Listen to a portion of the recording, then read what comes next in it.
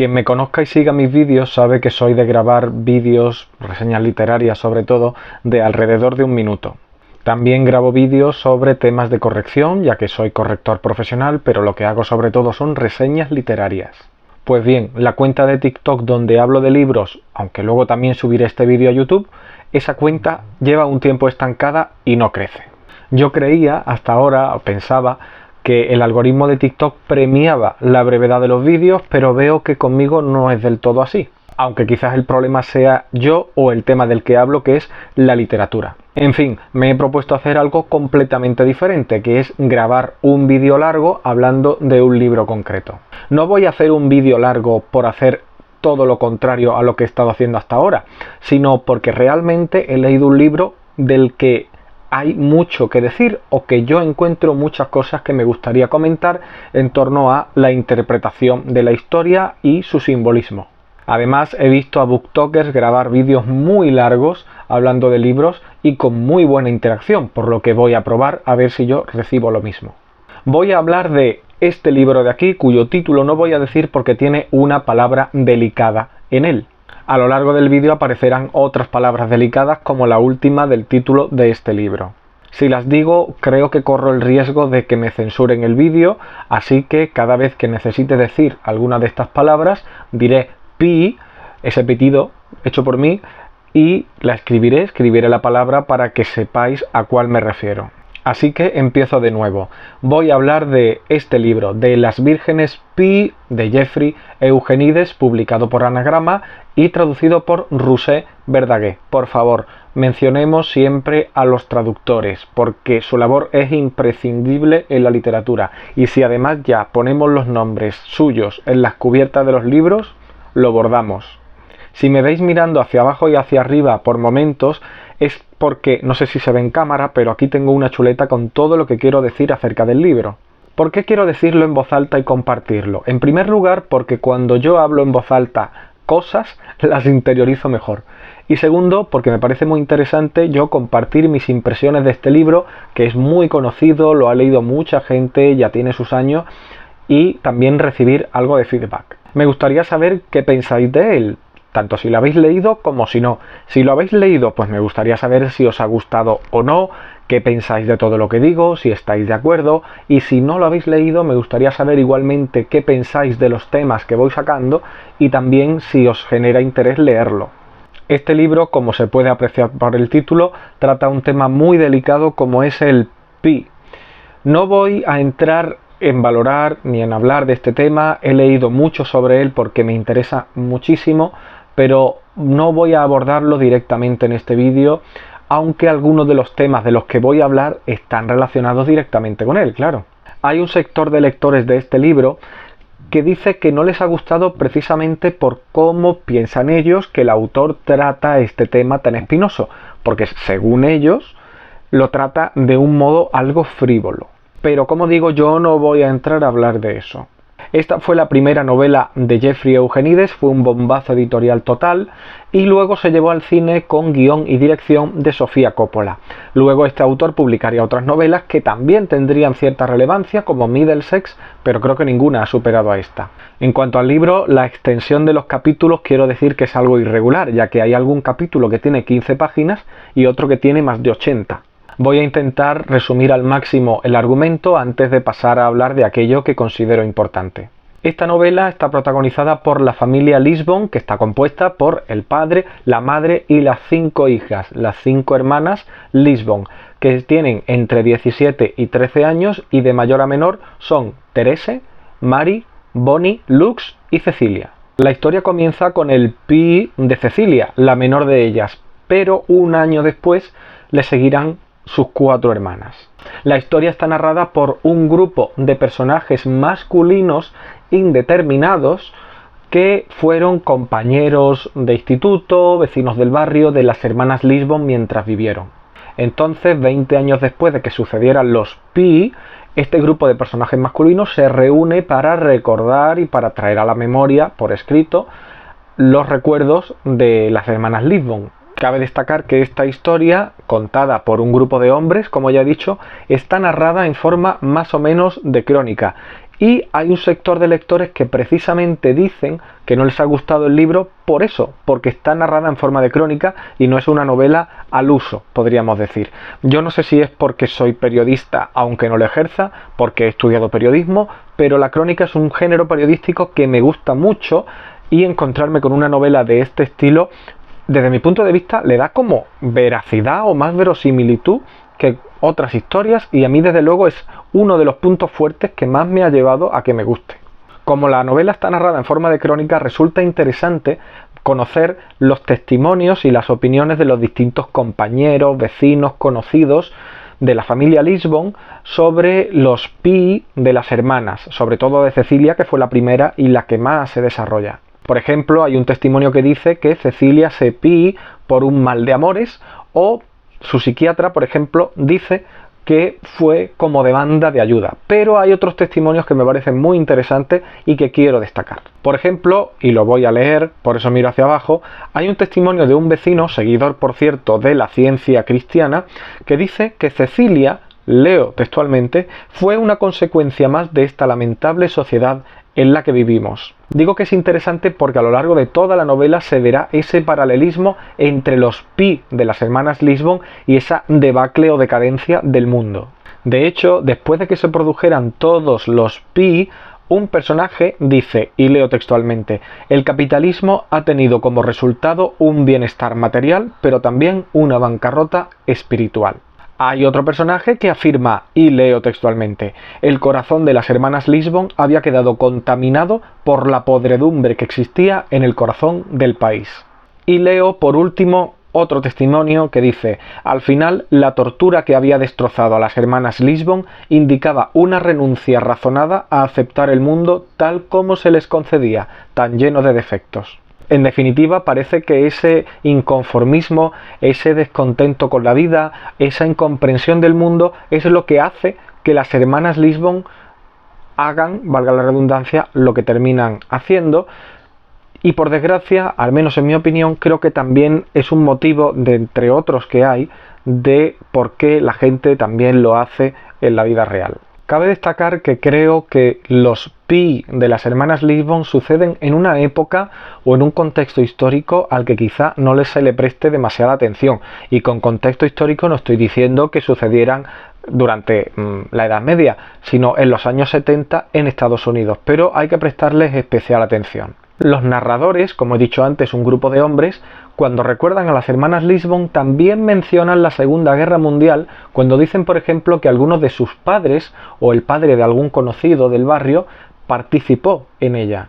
Por tanto, es un conflicto que estaba todavía latente cuando ellos eran adolescentes y se relacionaban con las hermanas Lisbon, o al menos lo intentaban, porque ya veremos que no era nada fácil relacionarse con ellas. En esta historia no se menciona para nada la guerra de Vietnam, pero ya estoy yo aquí para mencionarla, porque es curioso que la historia se desarrolle durante la época, más o menos, en que se produjo la guerra, pero no haya ninguna referencia directa y sí a la Segunda Guerra Mundial de años atrás. Y sin embargo, vengo a decir con todo esto, creo que la guerra de Vietnam también tiene alguna influencia indirecta en el contexto y en el desarrollo de la historia. En relación a la Segunda Guerra Mundial hay otro apunte que quiero destacar, aunque luego le sacaré punta con otros temas adyacentes, y es que se dice en el vecindario de las hermanas Lisbon, mientras éstas viven, que los últimos entierros que se recuerdan en ese barrio son los de los caídos en la Segunda Guerra Mundial. Esto nos lleva a algo importantísimo, y es que claro, este grupo de narradores hombres, las hermanas Lisbon, crecieron en un vecindario a las afueras de una ciudad, donde no habían conocido siquiera un entierro, porque no había fallecido nadie en el barrio. Y por tanto, el PI de Cecilia, que fue la primera de las hermanas en cometerlo, como ya he dicho, fue todo un impacto para ellos, no solo por lo que supone en sí un acto como ese, sino que además no estaban familiarizados con la muerte. De hecho, los narradores dicen que no había fallecido el padre de nadie, el abuelo de nadie, tan solo el perro de uno de ellos, pero no tenían contacto con este hecho. No estaban familiarizados, como digo, ni con la muerte, ni con la pérdida, ni con la despedida, ni con el duelo, y se tuvieron que enfrentar de lleno a él. Y esto me lleva a otro tema, que es la huelga de los trabajadores del cementerio en la historia. Tras el PI de Cecilia, los narradores cuentan que los cuerpos se iban acumulando en el cementerio porque no había trabajadores, estaban en huelga.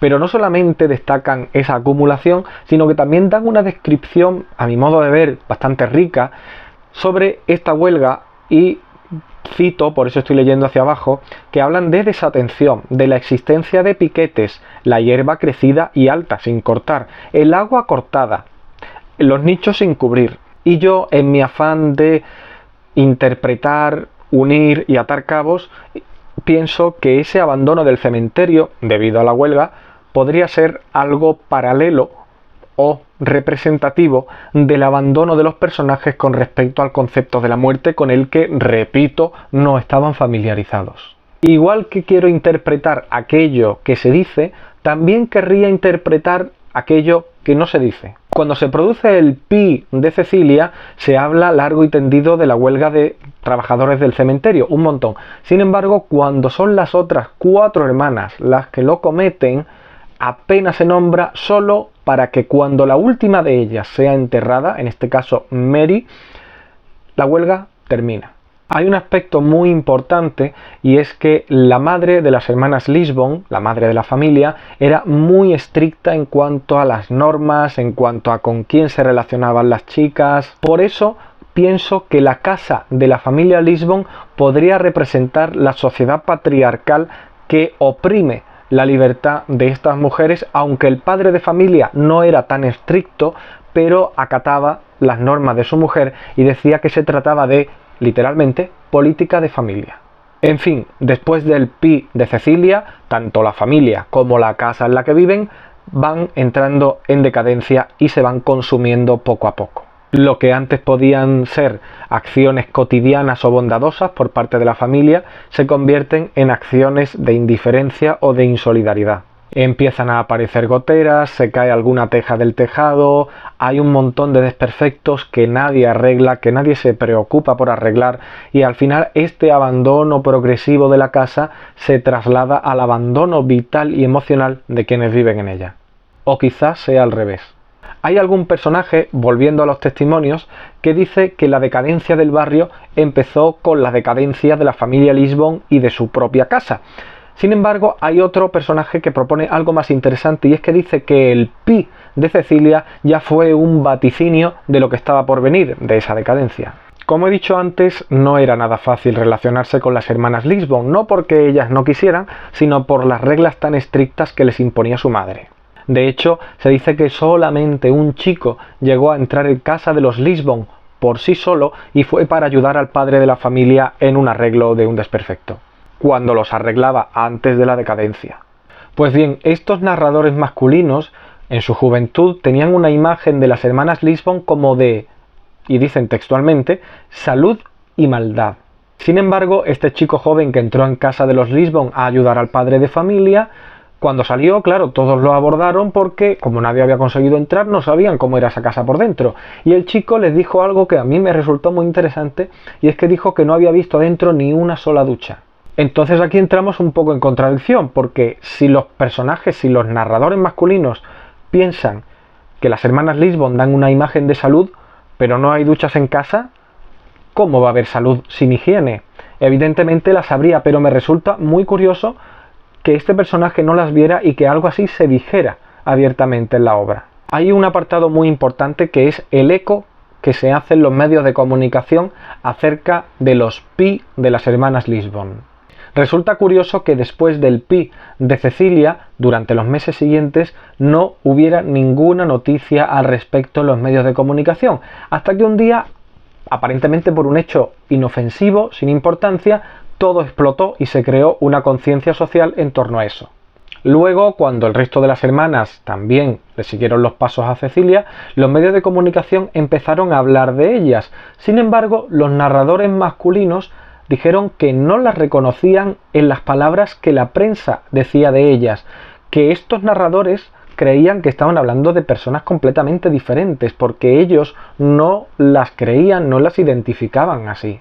Además, estos narradores masculinos critican que la prensa entonces no se dedicaba a buscar los porqués, explicaciones, no, al parecer simplemente publicaban recuerdos de las chicas o fotos de los objetos personales de ellas. Por tanto, se da una imagen de la prensa como alejada de la realidad y alejada del verdadero motivo informativo. Después del Pi de Cecilia, cuando llega la Navidad, la familia Lisbon, bueno, concretamente el padre, sale allí al jardín de la casa y pone algunos adornos de Navidad. Y hay una mujer mayor en el barrio, concretamente de origen griego, que no entiende por qué después de un hecho aparentemente tan traumático, como la familia Lisbon ha sacado los adornos a la calle y los está poniendo. Y tampoco entiende por qué la gente en Estados Unidos, como ya digo, ella era de origen griego, y leo textualmente, se empeña en ser constantemente feliz. Al parecer, pese a la frialdad y a la tragedia de los hechos, la familia Lisbon quiere dar una imagen diferente. Pero esto no me encaja del todo, porque la familia Lisbon, para quien haya leído el libro, y también para quien no lo haya leído, no es una familia de mantener las apariencias, ni mucho menos, no me da a mí esa impresión. Por lo tanto, no sé por qué quieren, a pesar de, como digo, la tragedia que les ha ocurrido, mostrar otra cara diferente y enmascarar la realidad que tienen dentro de casa. Tampoco entiendo el comportamiento de una de las hermanas en otra escena. Veréis, hay un baile en el instituto y Teresa, la mayor de las hermanas, le dice a su pareja de baile que su hermana Cecilia sea Pi, pero era rara, y sus hermanas y ella no son como Cecilia. Sin embargo, tanto Teresa como el resto de sus hermanas siguen los pasos de Cecilia. Por tanto, primero, ¿por qué llama rara a su hermana Cecilia? Y segundo, ¿por qué pretende como diferenciarse de ella?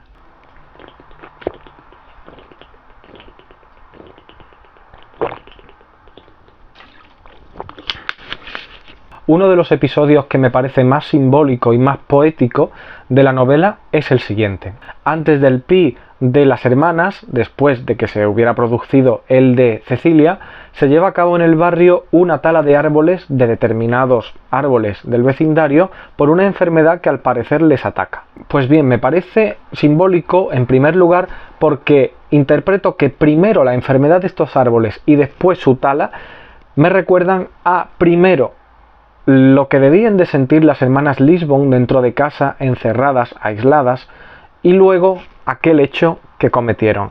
En segundo lugar, me parece simbólico porque los narradores masculinos dicen que cuando ellos llegaron al barrio, se mudaron allí, esos árboles ya estaban y creían que siempre iban a estar, y no fue así.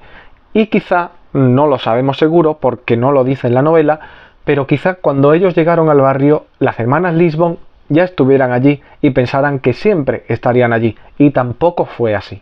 De hecho, en el jardín de la familia Lisbon hay un olmo al que la familia le tiene cariño y que intentan talar, algo que las 4 hermanas Lisbon que están vivas intentan impedir, y hay un personaje, otro testimonio, que relaciona de forma simbólica ese olmo con la figura de Cecilia, porque dice que en cuanto lo corten, la memoria de la chica Pi desaparecerá. Llega un momento en la novela en el que el encierro y el aislamiento de las hermanas Lisbon, a raíz de las normas estrictas de su madre, se vuelve asfixiante, y los narradores masculinos, recordemos, vecinos suyos, compañeros del instituto, pues intentan descubrir qué pasa en esa casa o qué es de ellas. Pues bien, un día se suben a una casa en un árbol y a través de un telescopio intentan mirar dentro de las ventanas de la casa a ver qué está pasando dentro. Y con el telescopio ven encima del escritorio de la habitación de una de ellas, de Lux concretamente, el hueso de un melocotón. Quizá a un lector corriente pues le podría pasar este dato inadvertido, pero yo, que me como la cabeza con cada detalle que veo prácticamente, busqué y encontré relaciones de por qué había ahí un melocotón y por qué era un melocotón. Pienso que el melocotón es una fruta que se relaciona normalmente con la pasión, con el deseo, con la sensualidad, y por tanto esa visión del hueso de melocotón da la impresión, o yo lo interpreto al menos, como la desaparición, el abandono de todo eso. Ya no hay deseo, no hay sensualidad, no hay erotismo ninguno. Y además tiene miga porque lo encontraron en la habitación de Lux, que no lo he dicho hasta ahora, pero es la más promiscua, con muchísima diferencia, de todas las hermanas. He ahí la clave de mi interpretación. Hay un detalle que quizá no tenga tanta importancia, pero que yo quiero destacar igualmente, y es que cuando suceden los Pi de las hermanas Lisbon, los narradores masculinos asisten a una fiesta donde dicen que conocen a chicas cuyo destino será ir a la universidad, casarse, tener hijos y, leo textualmente, la infelicidad atisbada confusamente.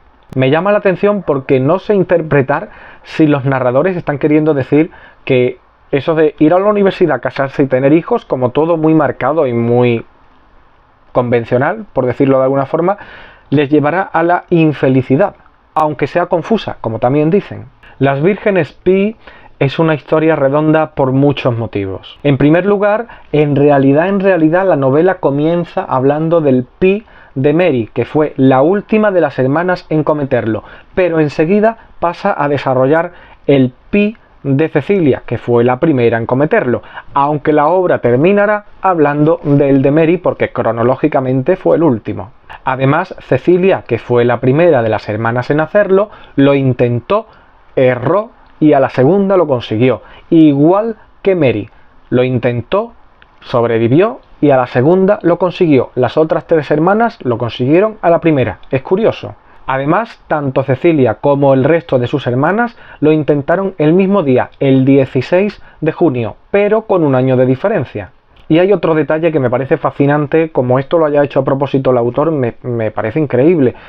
Y es que se dice que cuando la familia Lisbon se mudó al vecindario, claro, llegaron antes que el camión de las mudanzas de su anterior propiedad, entonces tuvieron medio que vivir en una habitación acampando, con lo justo mientras llegaban el resto de los muebles. Pues bien, al final de la historia casi, los padres de la familia Lisbon han decidido dejar la casa y por tanto ya todos los muebles, todos los enseres se han ido de la casa y están ellos medio acampando en un dormitorio junto a una de sus hijas, a Mary, que duerme concretamente en un saco de dormir del que ahora voy a decir una cosa. Se trata, al menos desde mi punto de vista, de el cierre circular de la familia Lisbon en el vecindario, ya que cuando se mudaron a él estuvieron varios días viviendo sin nada, a la espera de que llegara, y cuando se van a ir del vecindario también están varios días sin nada, aunque también podría pensarse que se trata de un intento de los padres de la familia Lisbon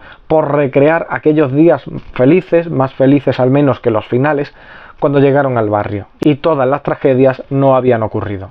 Y ahora voy a hablar del saco de dormir. Se dice que el saco de dormir en el que dormía Mary, la hija que sobrevivió tras su primer intento de Pi y antes de cometer el segundo y definitivo, se dijo, como digo, que Mary dormía en un saco de dormir, atención, con dibujos de patos cazados por cazadores y truchas con anzuelos en la boca. A lo mejor os parece una banalidad que hable yo de esto, pero a mí me parecen imágenes espeluznantes para que un adolescente tenga en el saco de dormir. En lugar de tener un pato o una trucha, tiene patos cazados y truchas pescadas.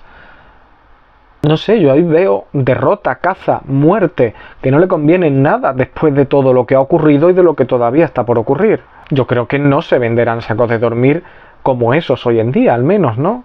Bueno, ahora voy a entrar en un apartado que a mí me gusta incluir en las reseñas que publico en mi web de literatura y que consiste en hablar de otros libros u otras referencias artísticas a las que me ha recordado este libro.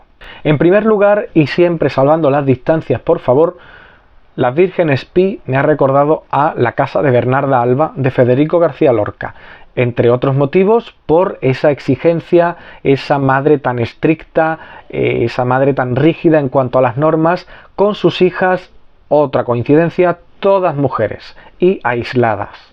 También me ha recordado a Una educación de Tara Westover, de nuevo por esa rigidez de esas normas, en el caso del libro de Tara Westover en la figura del padre, pero igualmente con prohibiciones de todo tipo. También me ha recordado a Carrie de Stephen King por esa figura de nuevo materna tan restrictiva con respecto otra vez a su hija. Y por último me ha recordado a la serie La Mesías de los Javis. Otra vez, es que me repito mucho, pero tienen mucho en común desde mi punto de vista con esas restricciones, esa represión, esa figura materna represiva, ya sea por motivos morales o religiosos, además de la coincidencia de que la menor de las hermanas Lisbon se llama igual que la protagonista de las hermanas de la Mesías, Cecilia, interpretada por Amaya.